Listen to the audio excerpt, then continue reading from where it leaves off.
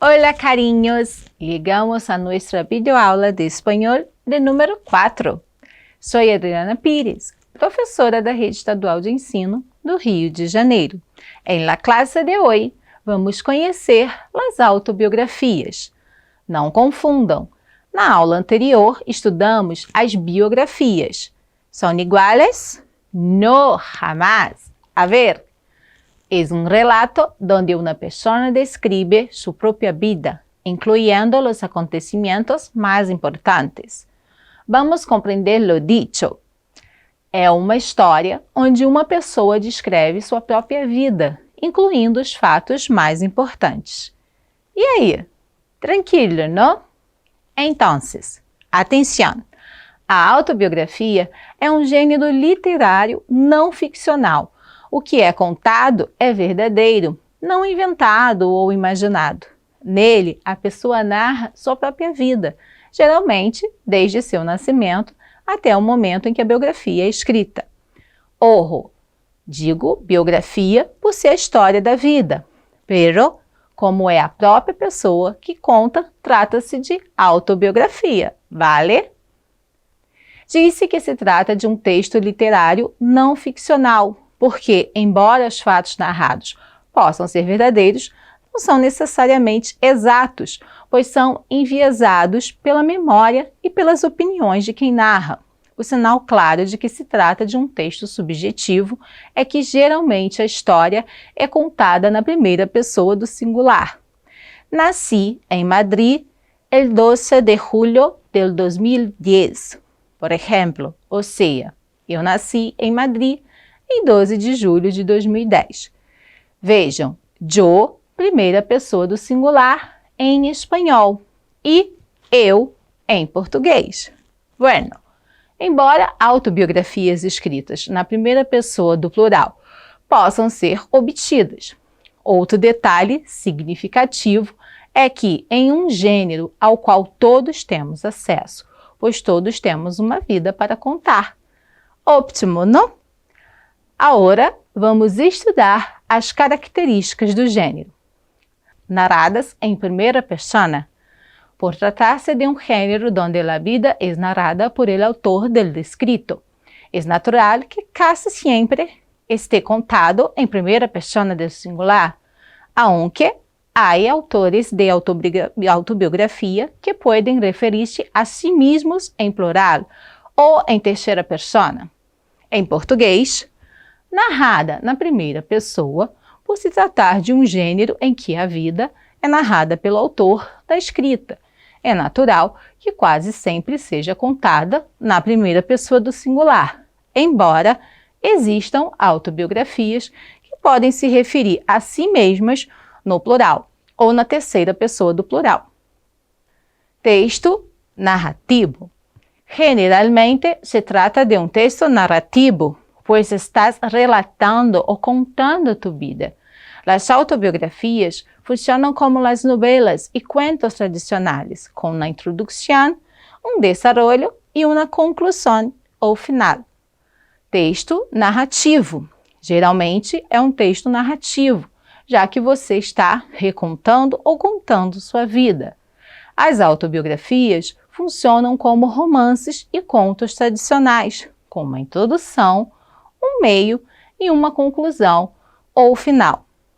Extensão.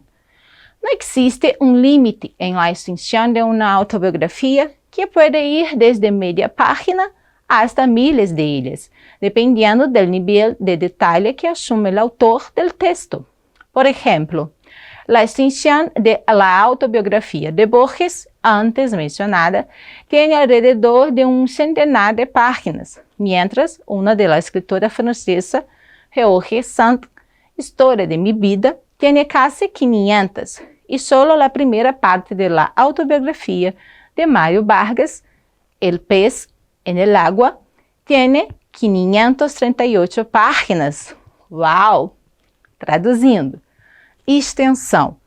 Não há limite para a extensão de uma autobiografia, que pode variar de meia página a milhares de páginas, dependendo do nível de detalhamento assumido pelo autor do texto.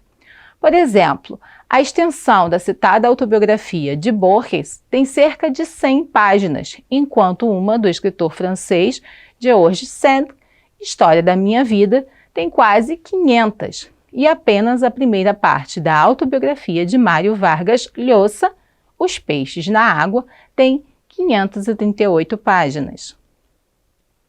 Estilo.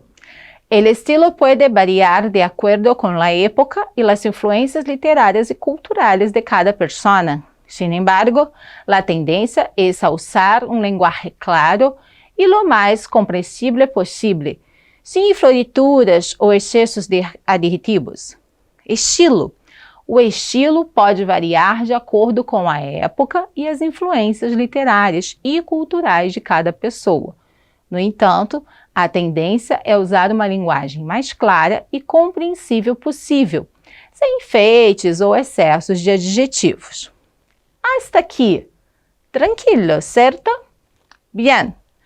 Vamos estudar as partes da autobiografia.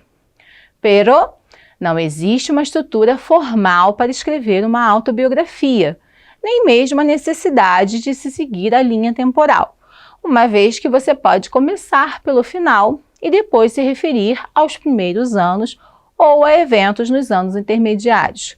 No entanto, em geral, as memórias e autobiografias seguem a seguinte estrutura. Mira a imagem. Introdução e primeiros anos. Nesta parte, as razões para a decisão de escrever a autobiografia são geralmente expostas. O histórico familiar, pais, mães, avós é mencionado e o leitor está histórica e geograficamente localizado. Fala sobre as primeiras memórias e os eventos e personagens que impactaram o autor durante aqueles anos iniciais. Se houver alguma situação especial que irá determinar a biografia, ela é mencionada nesta primeira parte. Por exemplo, Mário Vargas Llosa começa com um capítulo intitulado Este senhor que era meu papá, esse homem que era meu pai, e conta como fica sabendo aos 10 anos que seu pai não estava morto, como ele havia sido levado a acreditar no mesmo dia em que vai conhecê-lo. Estudios e formação. As autobiografias geralmente usam os estudos e a vida profissional como eixo narrativo, agregando informações mais íntimas, relações familiares, casos amorosos, viagens, mudanças, etc. Por exemplo, na primeira parte de sua autobiografia, Georges Sand coloca todo o peso de sua história na rivalidade e na luta entre sua mãe e a mãe de seu pai, sua avó, por seu afeto e lealdade.